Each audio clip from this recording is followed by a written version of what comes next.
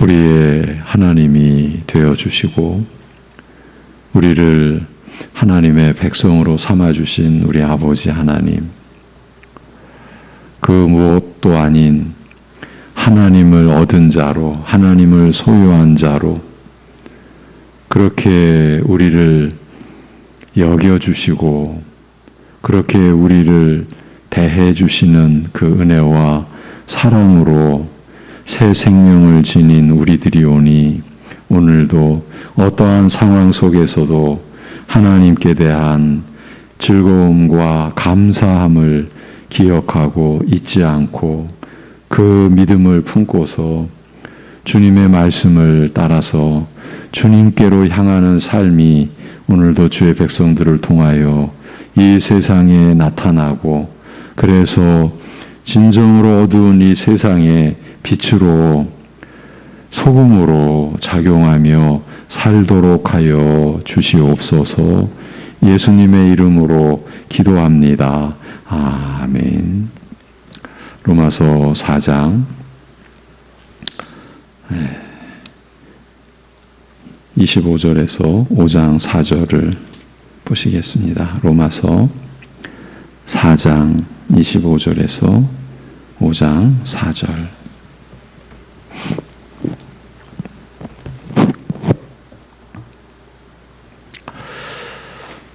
로마서 4장 25절부터 5장 4절까지입니다. 다 같이. 예수는 우리가 범죄한 것 때문에 내줌이 되고 또한 우리를 의롭다 하시기 위하여 살아나셨느니라. 그러므로 우리가 믿음으로 의롭다 하심을 받았으니 우리 주 예수 그리스도로 말미암아 하나님과 화평을 누리자. 또한 그로 말미암아 우리가 믿음으로 서 있는 이 은혜에 들어감을 얻었으며 하나님의 영광을 바라고 즐거워하느니라. 다만 이뿐 아니라 우리가 환난 중에도 즐거워하나니 이는 환난은 인내를, 인내는 연단을, 연단은 소망을 이루는 줄 알미로다. 아멘. 로마서 5장은 참된 구원을 받은 사람들이 얻은 복들이 무엇인가에 대해 알려주는 말씀이라고 했습니다. 그 내용으로 로마서 5장이 시작됩니다.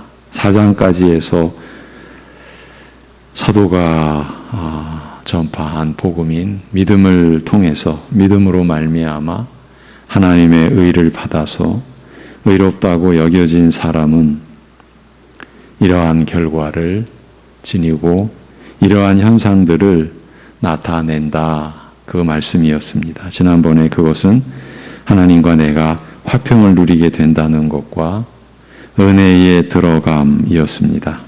어제는 은혜에 들어감으로써 우리가 복음의 은혜를, 그리스도의 십자가의 은혜를 누리는 실제적인 삶을 빌립보서를 통해서 한번 또 살피고 확인하고 오늘 다시 돌아와서 이제 그 세 번째 결과를 살펴볼 것입니다. 하나님과의 화평, 믿음으로 말미암은 은혜에 들어감, 이제 세 번째 그 열매, 2절 끝부분에 있는 하나님의 영광을 바라고 즐거워하느니라는 말씀입니다. 이 말씀을 우리가 구체적으로 알기 위해서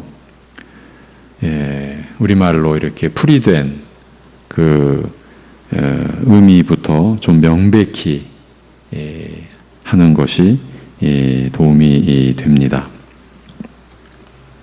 먼저 즐거워하다라는 이 말은 훨씬 더 깊은 내용입니다. 본래 이 말은 자랑하다라는 말입니다. 즐거워하는 것 이상으로 기뻐하는 것입니다. 갈라디아서 6장 14절에서 우리 주 예수 그리스도의 십자가 외에 결코 자랑할 것이 없으니 라고 할 때 자랑한다라는 말과 똑같은 말입니다. 즐거움을 넘어설 뿐만 아니라 영예를 줄 만한 것이라 인정되어서 자랑하는 것입니다. 예. 즐거워하는 것 이상으로 기뻐하며 자랑하는 내용입니다. 그런 다음 바라고 즐거워한다라고 할 때 이 바라고라는 말도 원래는 소망을 이렇게 번역해야 하는 말입니다. 근본적인 의미는 크게 차이 날 것이 없으나 원문대로 생각해 보는 것이 더 이 구절의 의미가 구체적으로 드러나고 우리가 실제적으로 누릴 수 있기 때문입니다. 그저 바라고 즐거워한다는 것과 소망을 자랑한다는 것과는 이해하는 데 있어서 차이가 있기 때문입니다. 그러니까 우리말로 바라고 즐거워한다라는 즐거워한다로 번역된 이 구절은 소망을 자랑한다. 우리가 지닌 소망, 구원의 은혜 안에서 우리가 받은 복, 그것은 하나님의 영광을 바라고 즐거워하느니라. 원래대로 하나님의 영광의 소망을 자랑하느니라. 또는 하나님의 영광에 대한 소망을 자랑한다. 이렇게 말할 수 있습니다. 참된 구원을 얻은 자는 소망을 자랑할 정도로 기뻐하는 상태가 되는데 그 소망의 내용이 하나님의 영광이다라는 것입니다. 이것을 소망이라고 하는 이유는 확실한 것은 분명한데 지금 당장 받은 것은 아니기 때문입니다. 성경에서 소망이라고 말한 것은 분명히 허락된 것인데 저만치 보이는 것인데 아직은 손에 쥐어지지 않은 것을 말합니다. 사람들 사이에서는 지금 당장 손에 잡지 않으면 놓칠 가능성도 있어서 소망이 소망으로 끝날 경우가 많지만 하나님 나라에서는 그런 법이 없습니다. 한 번도 자신의 언약을 배반한 일이 없으신 하나님께서 약속하신 것은 반드시 이루어지고야 마는 것입니다. 어제 수요 예배에서 이 기도의 본질과 내용은 우리에 의해서 결정되는 것이 아니라 하나님에 의해서 결정된다라는 의미를 우리가 나눴습니다.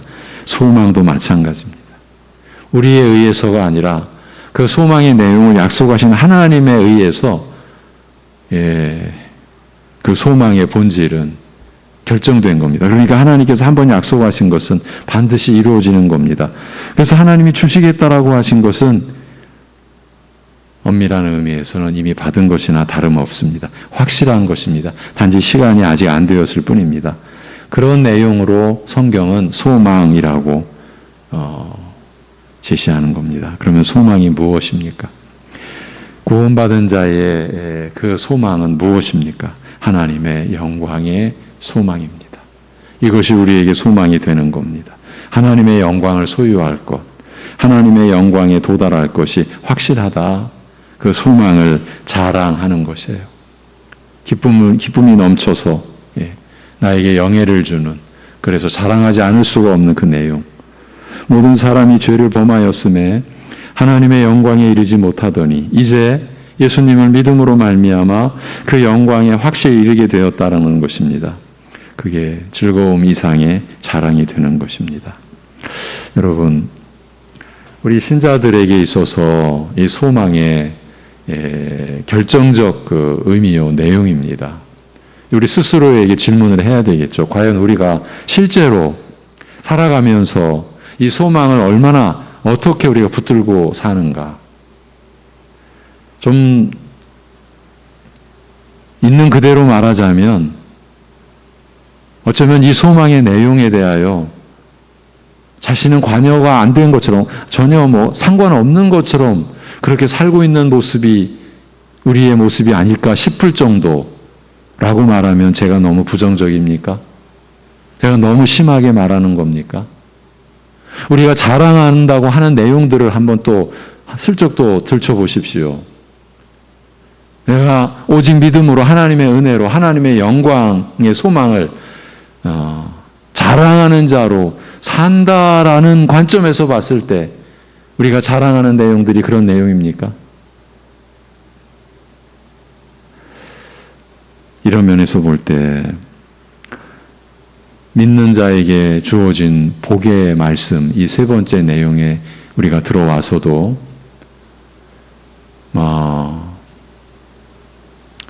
우리가 지닌 믿음의 이 연약함, 정확하게 말하면 하나님의 말씀으로 믿는 면에서 볼 때 우리는 너무 제각각이다, 이렇게까지 말할 수 있을 정도가 아닐까.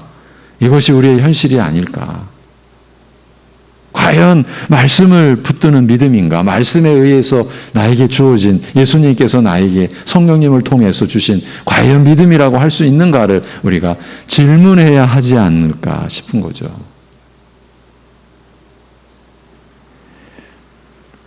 그러면 하나님의 영광은 무엇입니까?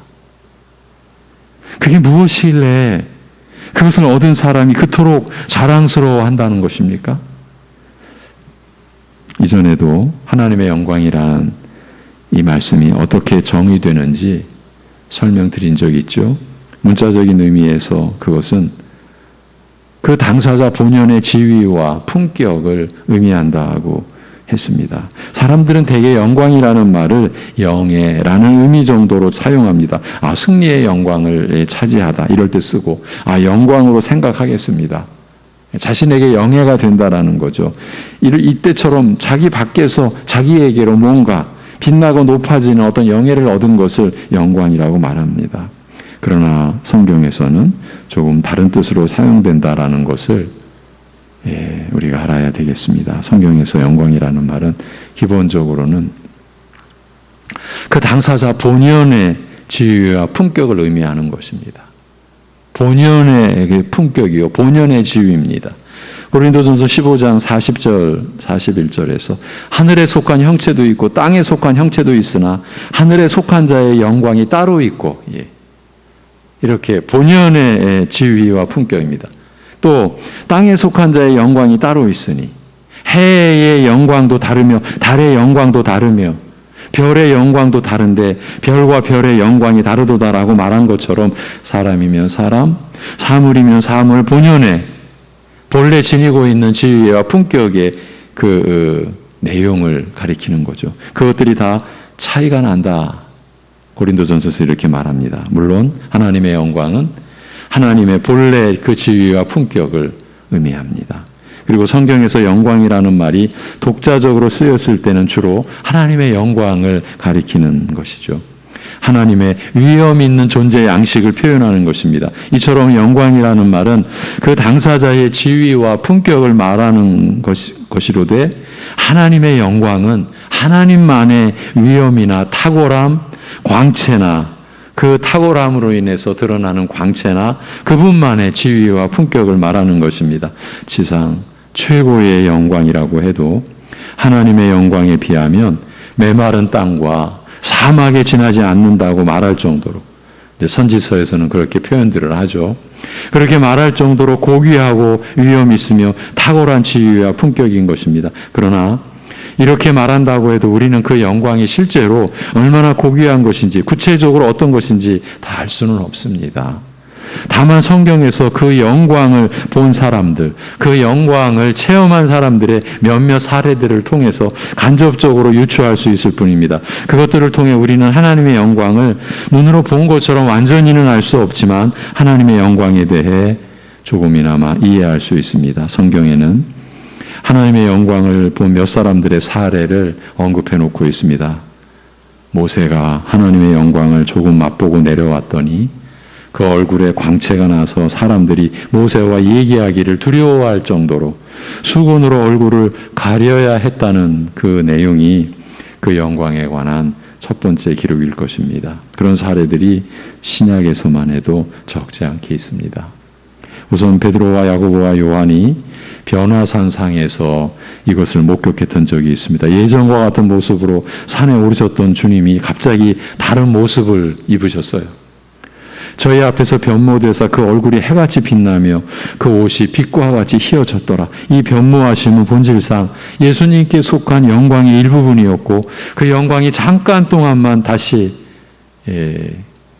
육신을 입은 예수 그리스도에게 임한 것이죠. 사도 베드로는 그걸 보고 놀랍고 너무 기뻐서 그만 자기도 모르게 이렇게 외쳤죠. 주여, 우리가 여기 있는 것이 좋사오니 주께서 만일 원하시면 내가 여기서 초막 셋을 칠 때 하나는 주를 위하여, 하나는 모세를 위하여, 하나는 엘리야를 위하여 하리이다. 예. 사실 간단치 않은 구절이라는 것, 이 부분도 우리가 전에 나눴죠. 여기 지금 나타난 모세와 엘리야가 그냥 나타난 게 아니라고 그랬죠. 그는 그 영광 중에서 계속 머물러 있고 싶었던 것이에요, 베드로는. 예. 그는 그 영광을 조금 맛보고 알았습니다. 거기서 그 영광은 희미하게만 보일 뿐이었습니다. 그럼에도 불구하고 그는 결코 그것을 잊지 못했으며 나중에 그 영광에 대해서 이렇게 말했습니다. 베드로 후서의 내용입니다. 내가 우리 주 예수의 능력과 강림하심을 너희에게 알게 한 것이 공교히 만든 이야기를 쫓은 것이 아니요 우리는 그의 크신 위엄을 친히 본 자라. 예. 예수님의 변모된 모습을 그는 그의 크신 위엄이라고 말하고 있습니다. 감히 설명할 수 없는 위엄에 압도되었을 때 영원히 살고 싶다라는 생각을 하게 하는 영광이라는 말이죠. 사도 바울은 어떻습니까? 예수 믿는 자를 핍박하려고 다메섹으로 가던 도중 갑자기 그는 햇빛보다 더 밝은 빛이 비추이는 것을 목격했습니다. 그 빛은 너무 강해서 그의 눈을 멀게 했습니다. 그 빛은 그가 결코 전에는 보지 못했던 그런 영광스러운 빛이었습니다. 그 빛을 보고요, 그는 땅에 엎드러졌고 그때 하늘로서 음성이 있어 사울아 사울아 내가 어찌하여 나를 핍박하느냐라고 했습니다. 이 구절도 의미심장한 표현이라고 했죠. 지금 바울, 그 예전 이름 사울, 교회를, 신자들을 핍박하려 잡아들여서 죽임에 빠뜨리도록 하는 그 일의 선봉장이었습니다. 신자들을, 교회를 핍박하는데 교회의 머리 되신 주님께서 내가 어찌하여 나를 핍박하느냐. 예.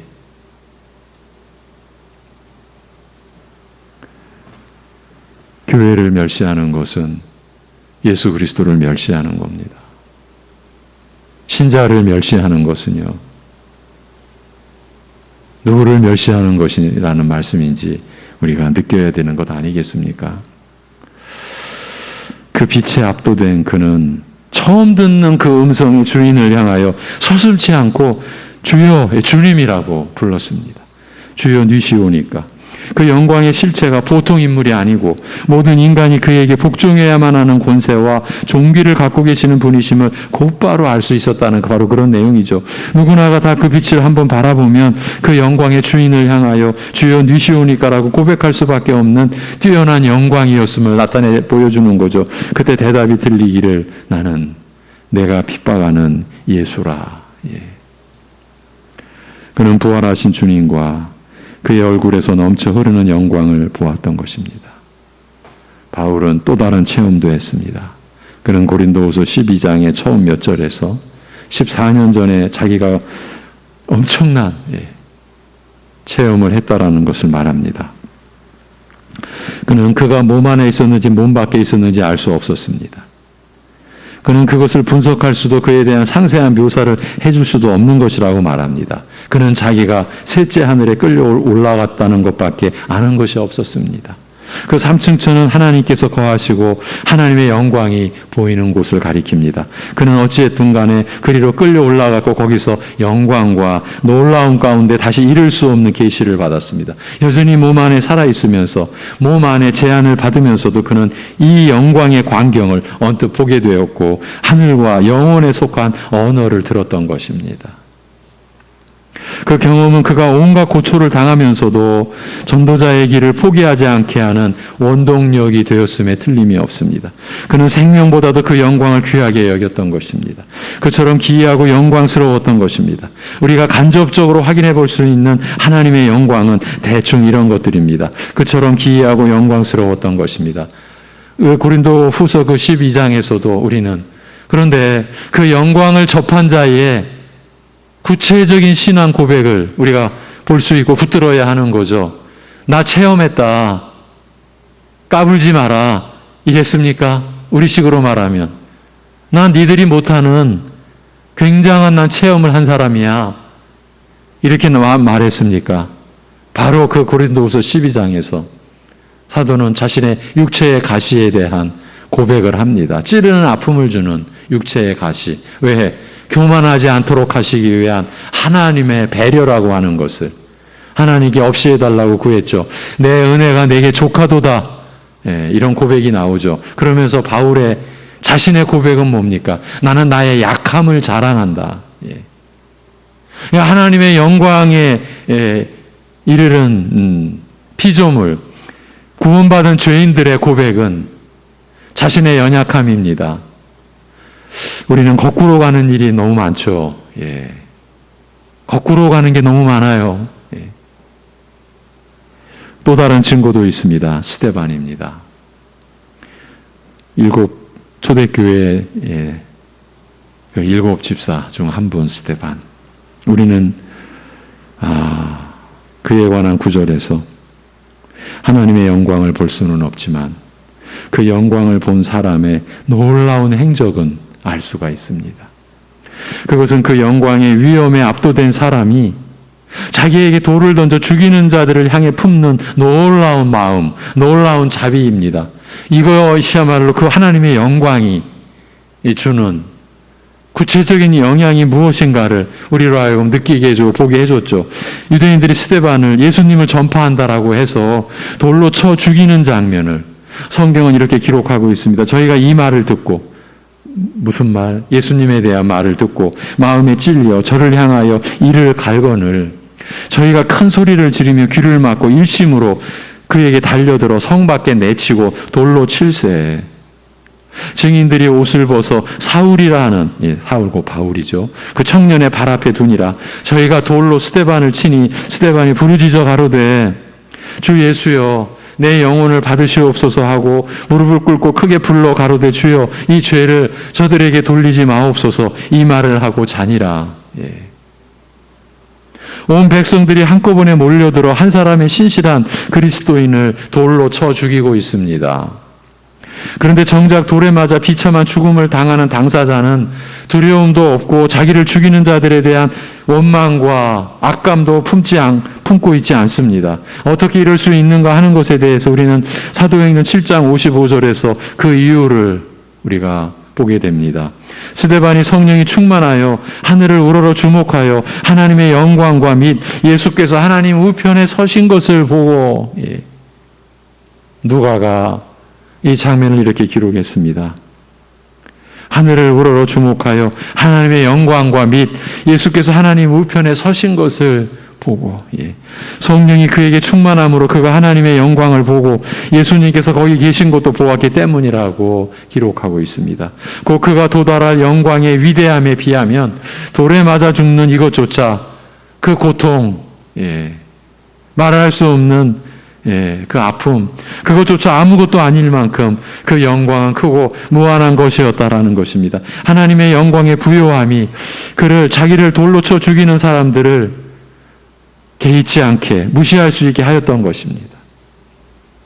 이와 같은 것들이 영광에 대한 몇몇 증거들 중에 하나입니다. 영광 자체에 대하여 우리가 자세히 알지는 못하지만 나타난 이 성경의 증거들로 볼 때 예수 그리스도의 영광은 억울한 죽음도 무시되어질 만큼 값진 것이요, 곧바로 그 영광의 주인을 주님이라고 부를 만큼 위엄 있는 것이요, 일생 동안 고생만 해도 기쁨으로 감당할 만한 힘을 주는 것이요, 영원히 누리고 싶을 만큼 아름다운 것이며 설명할 수 없을 만큼 신비한 신령한 것이라는 거죠.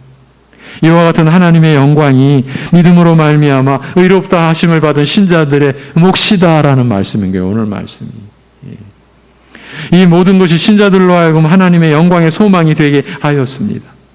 그 주님이 재림하실 때 그 영광을 확실히 신자들의 것이 되게 하신 것입니다. 그 영광을 하나님은 믿음으로 말미암아 의롭다함을 얻은 모든 자들에게 차별 없이 모든 자들에게 허락하셨기 때문에 신자는 이제 그 영광의 소망을 기쁨을 넘어 자랑한다라는 것입니다. 진정으로 믿음으로 이 자랑을 품은 신자가 자신의 세상적인 것, 육신적인 것 가지고 어떻게든 드러내고 어떻게든 그것으로 인하여 자기는 남다른 자라는 그러한 어떠한 대접, 그러한 어떠한 평가를 그렇게 목말라 해야 할 이유가 있겠습니까?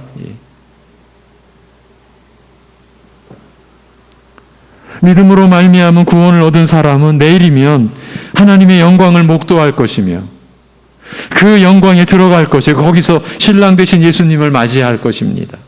지금 당장은 아니더라도 이건 변경될 수 없이 확실한 것입니다. 신자는 그 영광의 소망을 자랑하는 것이에요.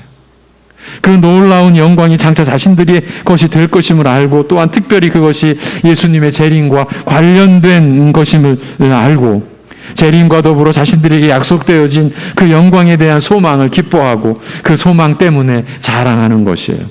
핍박과 조롱과 고난으로 힘들고 눈물겨운 인생이라도 흩어진 나그네로서 살아가는 고달픈 인생이라도 그 영광이 확보되어 있다는 것 때문에 도리어 그 어려움을 이기는 것이에요. 어려움보다는 그 영광의 소망이 자기에게 더 큰 영향을 미치는 것이에요.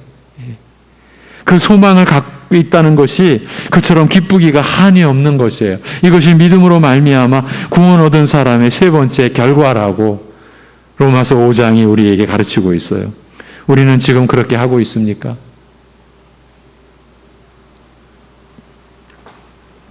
이와 같은 논증을 펼치는 바울 사도의 의도는 그런 것으로 참된 구원을 받았는지 알 수 있다라는 그 의미에서 지금 이렇게 진술해 가고 있는 것. 이 점이 우리를 심각하게 하는 거예요. 하나님과의 화평이라고 하는 첫째 그 열매, 첫째 결과에서부터 믿음으로 이 은혜의 자리에 들어감을 얻었다라고 하는 이 두 번째 이 결과, 그리고 오늘 이 소망에 관한 이 내용에서 우리 자신을 돌아볼 때 이 시대의 교회 그리고 한 신자의 신앙 고백의 면면과 그 고백이 나타내주는 삶의 모습을 가지고 우리가 볼 때 우리는요 심각해지지 않을 수가 없는 거예요. 여러분 심령 안에 이러한 사실들이 어떻게 지금 있습니까? 어떤 내용으로 우리 각자의 심령 안에 이러한 참된 구원을 얻은 자가 누리는 복, 여러분 이 복은요 사진 틀 속에 있는 복이 아니에요. 화평을 누린다는 것도, 은혜의 그 자리에 들어감을 얻은 것도, 오늘 그 하나님의 영광의 소망으로 자랑한다라는 것도 무슨 묵혀진 어디 꽁꽁 숨겨놓은 그런 것이 아니라, 어느 창고에 재어놓은 그런 게 아니라 지금 우리의 심령 속에서 꿈틀대야 되고 살아 역사해야 되는 거예요. 여러분의 현실을, 우리의 현실을 우리가 이러한 복으로 살아가야 되는 거예요. 돌에 맞아 처절하게 피 흘리며 육신의 생애를 이제 끝내야 하는, 그것도 자기 동족 유대인들, 모든 유대인들에게 돌로 쳐 맞아 죽어가는 가운데서도 그 원수들을 전혀 개의치 않고 무시하고 저들에게 죄를 돌리지 마시옵소서라고 예수님께서 십자가상에서 말씀하신 것과 같은 그런 고백을 할 수 있는 그러한 심령. 여러분 우리 자신을 보십시오. 작은 일로도, 작은 갈등으로도 속상해하고 그것이 말로 튀어나오고 그 대상이 가족일 수도 있고 가장 가까운 사람일 수도 있고, 집에서나 직장에서나 우리 신자들이 살아가면서 겪는 자신이 대우 못 받았다. 물론 구조적으로 잘못된 것을 제가 다 무시하는 건 아니고요. 우리 한 개인으로 놓고 볼 때 사실은 그러한 것들이 우리의 그 생각과 우리의 입술을 거의 차지하고 있는 내용이라고 하면 이것도 제가 너무 심한 말입니까? 우리가 받는 상처, 거기서 오는 여러 가지 정신적인 상황들, 그러한 것들은요 계속 쌓여서 나를 지배하거든요. 근데 우리가 그러한 것들을 지금 극복해내고 떨쳐내고 우리가 하나님과 화평하며 은혜의 자리에 들어가 선 그 하나님과 막힘없이 교통하는 그 은혜를 우리가 지금 누리고 우리가 자랑할 것이 하나님의 영광의 소망이에요. 그래서 내 육신에 속한 것, 그것들이 눈에 들어올 리가 없는 거예요. 우리가 그런 지금 실제로 누리고 있는가라고 했을 때 우리는 심각해지지 않을 수가 없는 거예요. 어제 수요 예배에서 기도에 관한 말씀의 핵심, 성령을 구하라. 성령의 은혜를 구하라. 이런 하나님의 말씀이 깨달아지게 하고 우리가 누릴 수 있도록 해주시게 하시는 성령의 은혜를 구하라. 그 은혜를 구할 때라고 여겨져요. 여러분, 이것이 믿음으로 이롭다함을 받은 사람들이 갖게 되는 복이라, 그 열매라 했는데 우리는 과연 이런 사실을 지니고 살고 있는가? 우리는 고린도후서 4장에 우리의 잠시 받는 환난에 경한 것이 지극히 크고 영원한 영광에 중한 것을 우리에게 이루게 함이니, 우리의 돌아보는 것은 보이는 것이 아니요 보이지 않는 것이니, 보이는 것은 잠깐이요 보이지 않는 것은 영원함이니라는 말씀처럼 고백하는 사람입니까? 이 구절이 이번 주일 말씀의 한 중요한 구절입니다. 이 말씀의 의미에 대해서 우리가 분명히 알고 깨닫고 그걸 생각하며 살고 있습니까? 우리는 주 예수 그리스도를 믿는 사람들입니다. 그리고 믿음으로 말미암아 의롭다 하심 받은 것을 믿고 있는 사람들입니다. 그런 자들을 향하여 사도는 말합니다. 그러므로 하나님의 영광의 소망을 자랑하느니라. 예. 우리는 하나님의 영광의 소망을 자랑하고 있어야 하는 것이에요. 그게 모든 그리스도인들에게, 모든 신자들에게 하나님이 허락하신 은혜 중에 은혜인 것이죠. 우리의 구원의 확신은 이런 말씀이 의미하는 바를 우리 안에서 발견할 때 주어진다, 가질 수 있는 것이다. 그런 의미의 말씀인 것이에요. 기도하겠습니다. 하나님 아버지,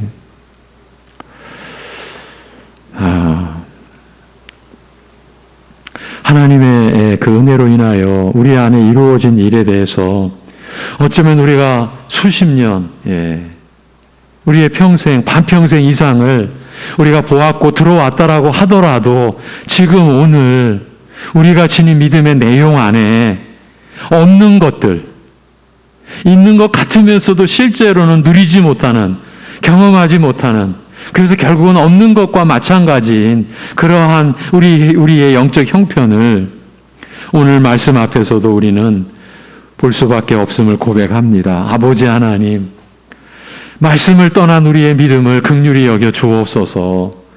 믿음 가지고도 자랑질하고 하나님 앞에 자신을 내세우고 다른 사람들 앞에 자신을 내세워야만 했던 우리의 그 부실함에, 그 연약함에 주여, 우리 스스로도 어찌할 수 없는 우리를 고백하오니 우리를 긍휼히 여겨 주옵시고 이 시대의 교회를 긍휼히 여겨 주옵소서. 이러한 하나님의 영광의 소망이 아니라 육신에 속한 것, 사람들이 다 바라는 것, 복이라고 여기는 것, 육신의 것, 그래서 남들보다 더 많이 가져서 자랑해야 되고 그것으로 나를 세워야 하는 것, 그것을 교회 안에서도 취하고 그것 때문에 자랑하고 하는 우리의 이 무지하고 연약함을 일깨워 주시옵시고 하나님의 영광의 소망 앞에서 떨며 감사함으로, 두려워하며 사랑함으로 우리가 지닌 이 은혜를 실제로 누리는 우리의 삶이 되게 하여 주옵소서. 어떤 역경과 고난 속에서도 하나님의 영광, 하나님 나라의 기업을 상속받기로 되어진 하나님의 자녀라는 신분을 얻은 우리가 육신의 것, 이 세상에 지배당하는 삶이 아니라 정신적인 많은 어려움에 이끌리고 그것으로 인하여 상처 속에서 그야말로 종처럼 끌려다니는 삶이 아니라 성령께서 새 사람 되게 하신, 새 본성과 새 생명을 지니게 하신, 그리하여 의에 대하여 하나님을 향하여 살아가는 자로서의 심령과 말과 행실로 오늘도 우리가 하나님께 기쁨이 되고 하나님께 영광이 됨을 우리가 경험하며 살아가는 은혜를 우리에게 허락하여 주시옵소서. 아버지 하나님, 그러기에 성령께서 역사하여 주셔서 하나님의 말씀이, 우리의 생명보다 귀한 이 생명의 말씀이 교회 안에 깨달아지는 역사 허락하여 주옵소서. 바로 그 은혜가, 성령의 은혜가 우리 유치부 여름 성령학교에 이제 내일부터 있을 우리 학생부, 중고등부 여름 수련회에, 그리고 다음 달 있을 우리 청년부, 유초등부 수련회 그 가운데 성령의 은혜가 임하고 그리하여 말씀이 저들 속에서 깨달아지는, 저들의 심령이 열리는 역사가 일어나도록 하여 주시옵소서. 이 모든 것을 주님께 의탁하오며 주 예수 그리스도의 이름으로 기도하옵나이다. 아멘.